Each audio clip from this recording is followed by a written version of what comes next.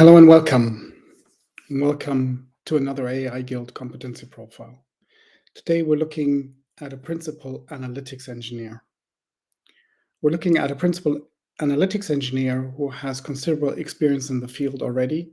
So it's a principal, right? It's somebody who's been in the field for a number of years and has developed a competency profile that is kind of like personal, unique.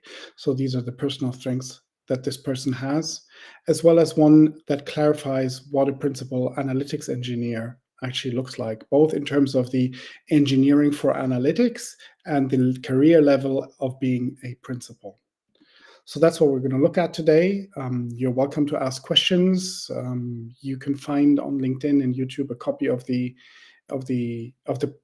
talk that I'm doing at the moment, including, of course, the competency profile, so for you to look at and use also as a reference for your own data career. So, principal analytics engineer. I am a principal analytics engineer who started working. Sorry, something not quite working as I would like it to. 1 second. Here we go. I'm a principal analytics engineer who started working on SQL Servers in 2009. So the early stuff is like 15 years ago, with experience in the oil, insurance, health, and mobility sectors. So it's been working in the field for quite a while and across a number of industries. Moving with industry trends, I specialize in cloud platforms. This is newer, right? For example, AWS, Snowflake, and lead large-scale data migration projects. The most recent migration produced cost savings of 80%. I am the principal of 4 to 5 teams with 20 to 25 people.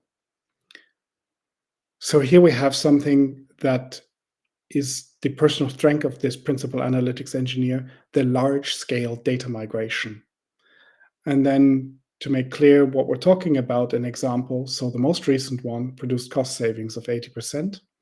And then also is a principal analytics engineer that isn't just an individual contributor, but actually has a leadership role. So he's the principal for 4 to 5 teams and up to 25 people overall. This, in this case, actually includes line management responsibility too, but it also makes clear that what it means to work on large-scale data migrations, right? You don't do this by yourself. You do this with several teams because that is what's required to make this happen and get these migrations into cloud platforms and, find those efficiencies that allows you to save cost considerably.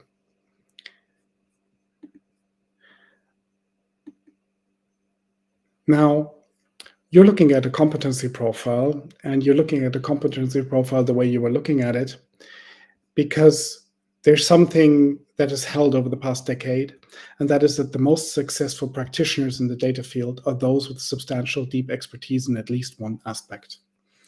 This goes back a decade. It goes back to the beginnings of the field where this was already observed, that back then, of course, you had very broad data roles, just such as the data business person, the data creative, or the data researcher. But already back then, it was observed that these have certain kinds of typical profiles, and you have possibly gotten to know them as so-called T-shaped competency profiles. So this is the idea that you have a certain breadth of a profile, but you particularly also have the depth of it. And this is the point, are those with substantial deep expertise in at least one aspect. And the one that we're looking at here, obviously, is for an analytics engineer. So we're looking at data engineering, right? But we're actually looking at somebody who, in terms of data engineering, is working on the analytics side. So these are platforms and pipelines specifically designed for data analytics rather than machine learning. Could include that, of course, but the focus here really is on data analytics. And it's another wonderful example of the fact that the field has been differentiating. Roles have gotten more specific.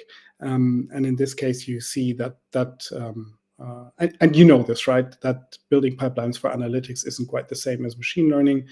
And these are different skill set. And we have a person here who's an expert in the analytics engineering. So moving on. This person obviously has a number of kind of like pillars, right? So we've identified leadership, migration, platform, and automation. The first one we're looking at here is leadership. I hire and mentor engineers and analysts and translate business requirements into data products. So this is in a nutshell. We spoke that up to 25 people. What does it actually mean? It means hiring and mentoring mainly, okay, and helping the teams to translate the business requirements into data products. For example, in terms of the migration, getting the stuff on the cloud platforms in such a way that it can be used for example, real-time analytics services. Next one, migration. 3 migrations, for example, delivered 6 months ahead of schedule. The overall schedule was 18 months. A complete migration from on-premise SQL servers to the cloud with Snowflake, with proof of concept, tool selection, historical data migration, new ETL pipelines, etc., with this 80% cost reduction. So this specifies what is it that I'm good at, what is this deep expertise in migrating data. Next, platform. 5+ years on AWS and Snowflake. So these are the 2 preferred platforms, or the platforms this person has experience with, leading the entire production cycle. For example, GitLab, CI, overnight integration, and daily production deployment.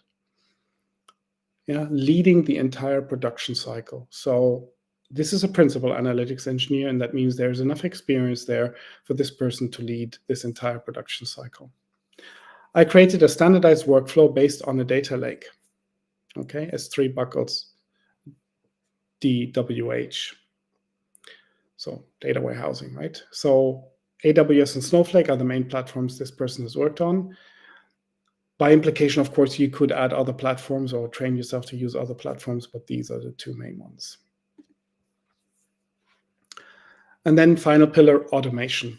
So I deliver full pipeline automation with CI execution, for example, Airflow, dbt pipelines, and Docker images, eliminating manual errors.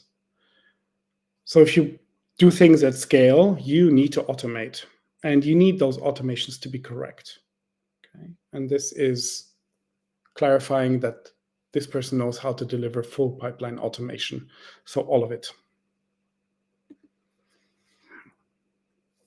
Now, why would you want a competency profile, and why would you want to put it down? Why would you want to make it explicit and use the AI Guild or attend a workshop to kind of get clarity on your competency profile?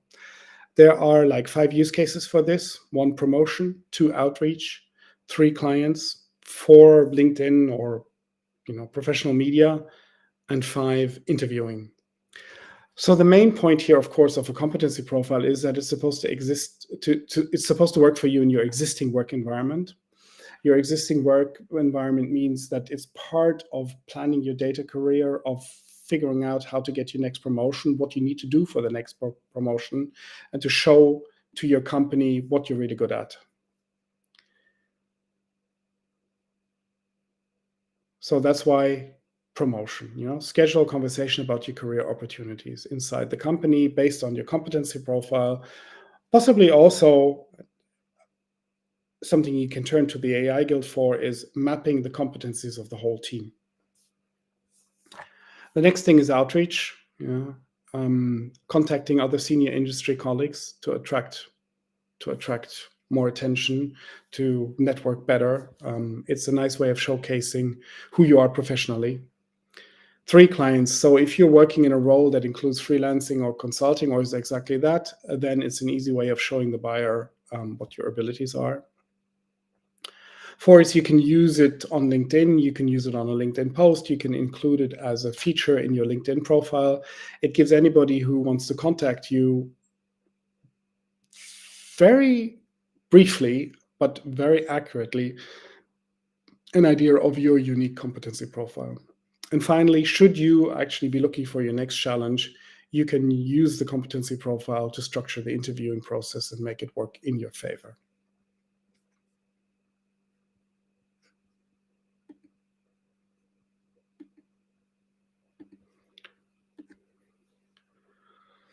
So if you would like to get your competency profile, you can do so by joining the AI Guild via the website at theguild.ai.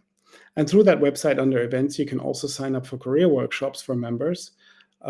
These are group events, and these group events will give you a competency profile. They are being held in person in Berlin, in Germany. So you'd have to, either you are in Berlin or you'd have to come to Berlin for the events, but they've been planned out for the rest of the year, so you can pick yours. If you like, you can also get it as a personal service. So the AI Guild would be willing to work with you exclusively on your own competency profile. And again, you can use the website to find more information and schedule a first conversation to find out how this works.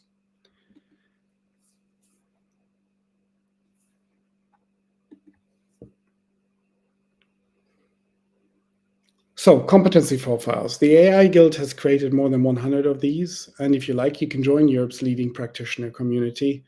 And then either, for sure, network with all the other members, attend our dinners. These are free events. And then make a decision whether you want to attend a workshop or have a personal service in getting your own competency profile. Thank you for listening today, and more of this